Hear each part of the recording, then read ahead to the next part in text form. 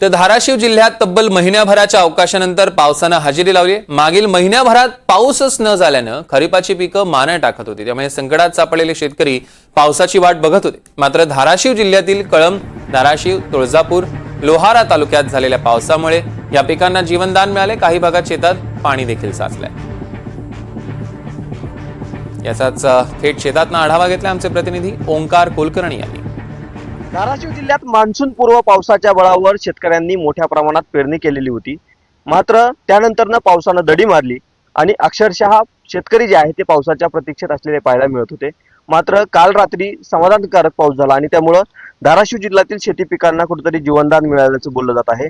एकंदरीत जर पाहिलं तर धाराशिव जिल्ह्यात जवळपास 5 लाख हेक्टरवरती या खरीपाच्या हंगामामध्ये पेरणी झालेली आहे आणि त्याच्यामध्ये जवळपास 4.5 लाख हेक्टरवर सोयाबीनची पेरणी झालेली आहे। आणि काल जो पाऊस झालेला आहे त्याच्यामुळं जर पाहिलं तर शेतशिवारामध्ये अशा पद्धतीनं पाणी जे आहे ते कुठेतरी साठलेलं पाहायला मिळत आहे। त्यामुळं महिनाभरापासून कुठेतरी पाऊस पडावा आणि जी काही पिकं कोमेजलेली होती, माना टाकत होती, ती पुन्हा एकदा कुठेतरी चांगल्या स्थितीत यावीत यासाठी शेतकरी जो आहे तो आज पावसाची आस लावून बसलेला होता। मात्र काल जो पाऊस झालेला आहे त्यामुळं या पिकांना कुठेतरी आता जीवनदान मिळालेलं आहे। धाराशिव जिल्ह्यातील कळंब, धाराशिव, तुळजापूर, लोहारा या तालुक्यांमध्ये जो आहे तो काल समाधानकारक पाऊस झालेला आहे। त्यामुळं खरीपातील ही जी काही सोयाबीन, उडीद, मुगाची ही जी काही पिकं आहेत त्यांना आता चांगल्या पद्धतीने जीवनदान लाभल्याचं बोललं जात आहे। त्यामुळे शेतकरी जो आहे तो थोड्याफार प्रमाणात कुठेतरी समाधानी असल्याचं पाहायला मिळत आहे।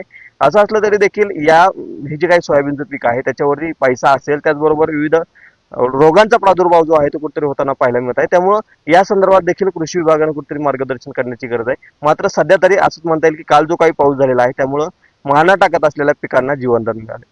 ओंकार कुलकर्णी, NDTV मराठी, धाराशिव।